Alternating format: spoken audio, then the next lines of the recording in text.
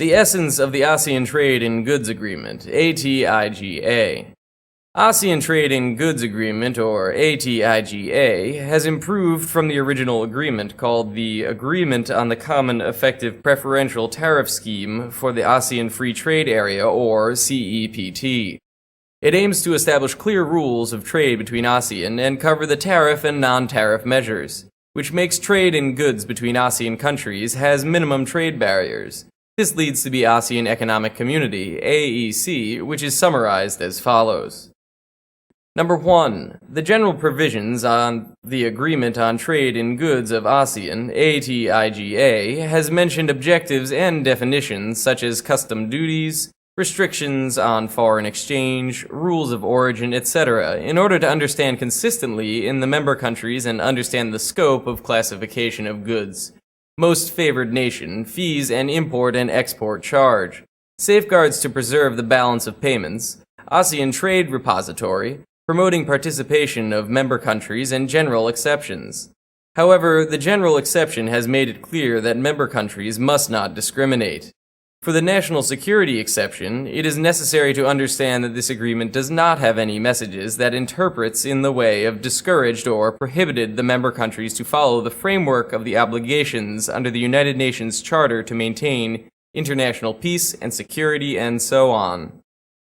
Number 2. The liberalization of tariffs. There are reduction and elimination import duties of the member countries by the cancellation of tariff rate quotas. TRQs that each member country shall not apply tariff quotas for the import of goods that originated from the member countries or export any goods to the territory of the member countries.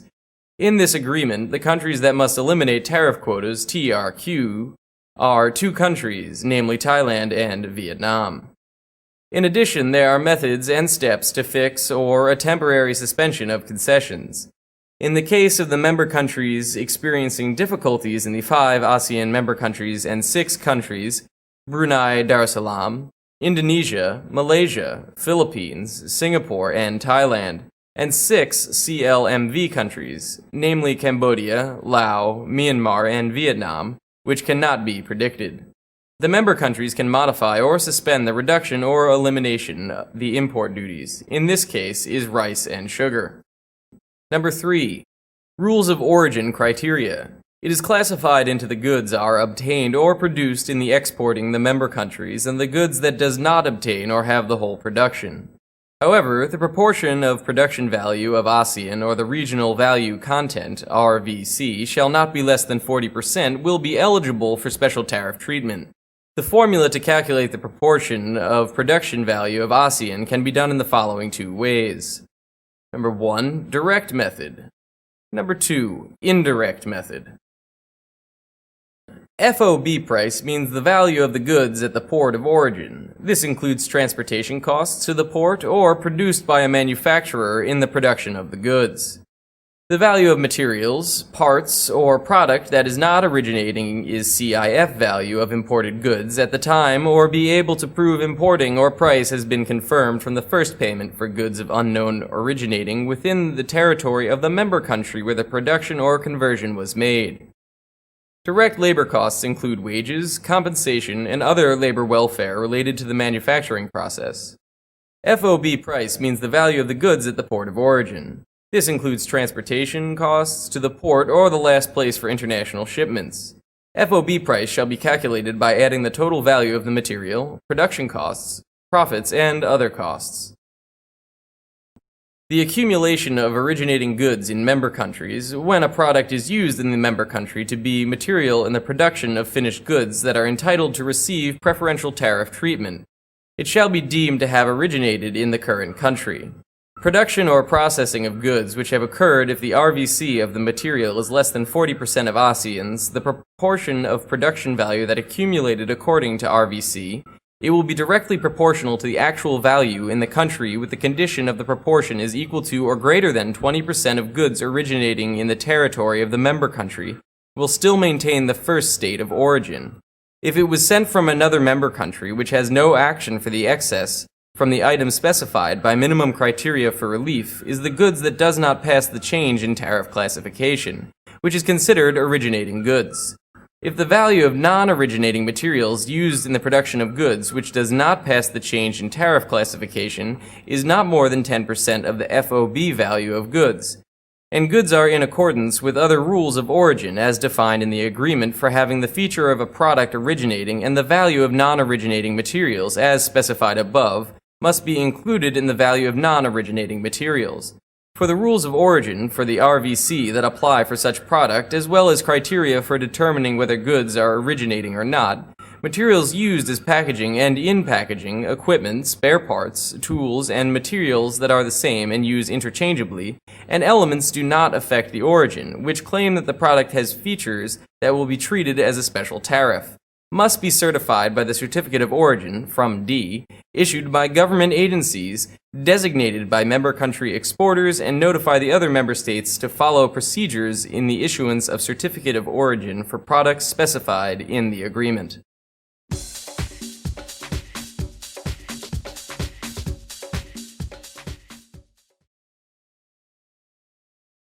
Number 4. Non-tariff measures. Member countries shall not apply any non-tariff measures on imports from member countries or exports to the other member countries, unless it is in accordance with the rights and obligations under WTO or in accordance with the agreement of ATIGA, which includes the cancellation of general quantitative restrictions, the cancellation of non-tariff barriers, the restriction of foreign exchange, the procedure of issuing import license. More importantly, each member country shall ensure the transparency of its non-tariff measures. Number 5. Facilitating trade. It determines objectives, scope, principles of the work plan related to facilitate mutual trade of member countries. This will include customs clearance, rules and trade procedures, standards and standards compliance, sanitary and phytosanitary measures, agreement on the facilitating of customs electronically at a single point, and other matters specified by ASEAN Free Trade Area Council. The action plan need to be tracked the progress every 2 years to ensure the implementation of trade facilitation is effective. Number 6. The scope of the customs procedures on goods that are traded between member countries. By laws, regulations, and policies of the member countries shall ensure that the customs procedures and several guidelines of their country are predictability, consistency, transparency, and facilitating trade as well as fast inspecting products.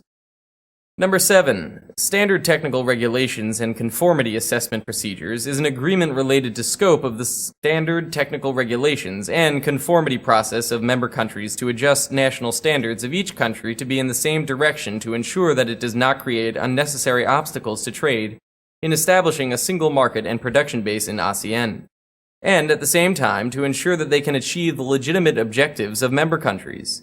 Each member country must ensure that their National Institute of Standards accept the convergence of national standards. Member countries need to adopt relevant international standards to use as a first choice when preparing new national standard or revising existing standards. If there is no international standards, national standards of each country must be adjusted in the same manner. In this case, member countries shall ensure that the conformity assessment procedures will not be made, implemented, or used for or used by having the effect of creating unnecessary technical barriers to trade, and conformity assessment procedures that goods providers who are native to the territory of other member countries must comply and must not be more stringent than the conformity assessment procedures for the goods providers of the same products that originated in the country. In the field of sanitary and phytosanitary measures, all member countries must also use the same standard.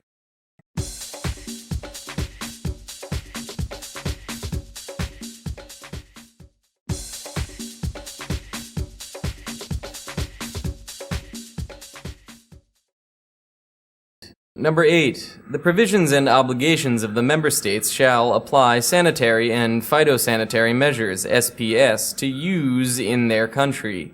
These include health information exchange, especially in cases of emergency relating to food safety crisis, such as pest control and outbreaks of disease, etc., in order to protect human life and health, animal and plant of importer members. Each country must seek opportunities to expand greater cooperation in the aspect of providing academic assistance, collaboration and exchange of information between the member countries that are related to sanitary and phytosanitary measures that are mutually beneficial.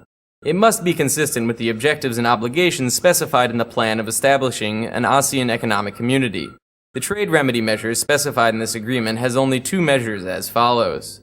Number 1. Protection measures to maintain the rights and obligations under Article 19 of GATT 1994 and WTO as a safeguard measure or the Article 5 of the Arrangement on Agriculture. Number 2. Anti-dumping and countervailing duty by member countries confirmed to use the rights and obligations to each other in case of to use measures to counter dumping and under Article 6 of the GATT 1994. For the case of subsidies and anti-subsidy measure, member countries insist to use the rights and obligations under Article 16 of GATT 1994 as specified in Annex 1A of the WTO.